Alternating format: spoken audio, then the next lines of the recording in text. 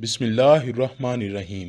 आंसुओं और रतूबतों का मुकाम सर में क्यों होता है? सर पर बाल क्यों हैं, पेशानी पर क्यों नहीं? नाक दोनों आंखों के दरमियान ही क्यों होता है? मुंह पर दो होंठ किस लिए बनाए गए? मर्दों की दाढ़ी क्यों होती है और औरतों की दाढ़ी क्यों नहीं होती? दोस्तों, आज की वीडियो में हम आपको बताएंगे कि जब ये सवालात हजरत सैयदना इमाम जाफर सादिक से किए गए तो आपने इन सवालात के क्या जवाबात दिए। आज हम एक ऐसी हस्ती का जिक्र करने वाले हैं कि जिन्होंने भटके हुओं को राह दिखाई, हुस्ने इखलाक की चाशनी से, उम्दा किरदार की खुशबू से बद इखलाकी की करवाहट दूर की, परेशान हालों की दाद रसी फरमाई और इल्म के नूर से जहालत की तारीकी का खात्मा फरमाया।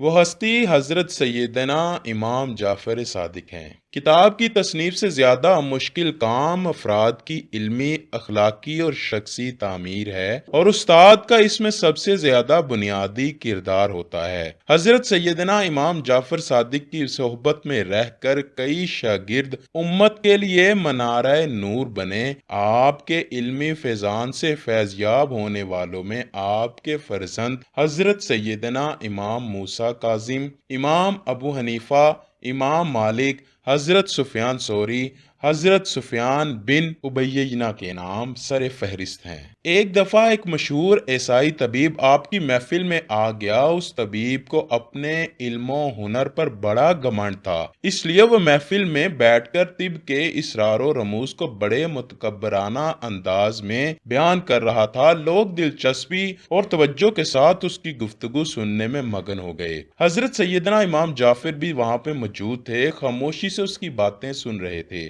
जब उसने अपनी गुफ्तगू खत्म कर ली तो इमाम साहब की तरफ मुतवज्जा होकर कहने लगा, अगर आप कुछ पूछना चाहते हैं तो मुझसे पूछ सकते हैं। हजरत सैयदना इमाम जाफर सादिक ने इरशाद फरमाया, जब किसी बीमारी का गलबा हो तो उसका इलाज जिद से करना चाहिए, यानी गर्म का इलाज सर्द से, तर का खुश्क से, खुश्क का तर से, और हर हालत में अल्लाह ताला पर यकीन रखना चाहिए। याद रखो कि मैदा तमाम इमराज का घर है और परहेज तमाम दवाइयों की दुआ। तबीब कहने लगा, बिलाशुबा जो आपने इरशाद फरमाया है वही असल तिब है। हजरत इमाम जाफर सादिक ने फरमाया, इससे ये नहीं समझना चाहिए कि जो बातें मैंने की हैं तिब्बी कुतुब का मुतालिया करने के बाद की हैं, बल्कि ये अलूम अल्लाह ताला की तरफ से अता हुए हैं। अब तुम बताओ कि तुम्हें ज्यादा इल्म है या नहीं? तबीब कहने लगा, मुझे ज्यादा इल्म है। हजरत इमाम जाफर सादिक ने उसका मुतकब्बराना अंदाज देखा तो पूछा, मैं तुमसे चंद सवालात करता हूँ, इसका जवाब दो। फरमाया,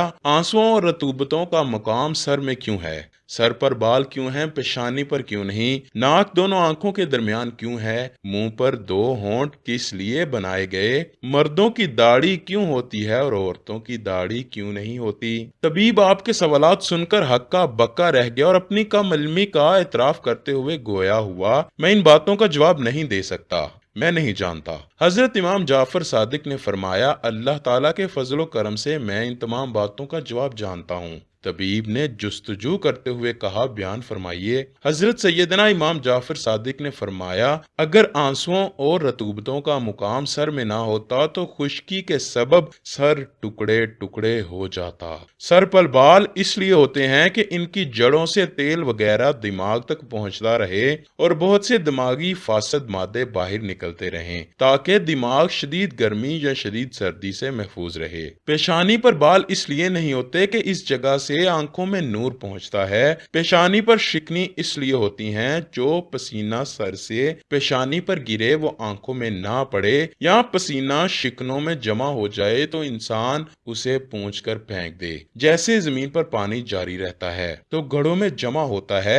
नाक आंखों के दरमियान इसलिए है कि मुतनासिब लगे, और नाक का सुराख इसलिए बनाया गया नीचे की तरफ ताकि दिमागी रतूबतें इससे आसानी से बाहर निकल सकें। अगर नाक का सुराख ऊपर की तरफ होता तो ये बात मुमकिन ना थी और किसी भी चीज की बदबू दिमाग तक ना पहुंच पाती। मुंह पर होंठ इसलिए लगाए गए कि मुंह में जो रतूबतें दिमाग की तरफ से आएं वो रुकी रहें और खाना भी इंसान के इख्तियार में रहे, जब चाहे फेंक दे और जब चाहे निगल ले। مردوں کی داڑھی اس لیے ہوتی ہے کہ مرد اور عورت میں تمیز ہو سکے، اس کے علاوہ عورتوں کی داڑھی اس لیے نہیں ہوتی کہ چہرہ صاف ہو اور ان کی جانب کشش پیدا ہو، اس طرح میاں اور بیوی کے درمیان محبت بڑھے۔ مرد اور عورت کی محبت کشش سے ہی ہوتی ہے، اس لیے اگر عورتوں کے منہ پر داڑھی ہوتی، ایک تو ان میں فرق کرنا مشکل ہوتا، دوسرا کشش پیدا نہ ہوتی۔ حضرت سیدنا امام جعفر صادق کا کلام سن کر طبیب حیران و پریشان رہ گیا اور کہنے لگا، یہ علم آپ نے کس سے سیکھا؟ آپ نے فرمایا، اپنے دادا جان سے۔ انہوں نے حضور نبی کریم صلی اللہ علیہ وآلہ وسلم سے اور انہوں نے اللہ تعالی سے سیکھا۔ طبیب یہ بات سنتے ہی فوراً مسلمان ہو گیا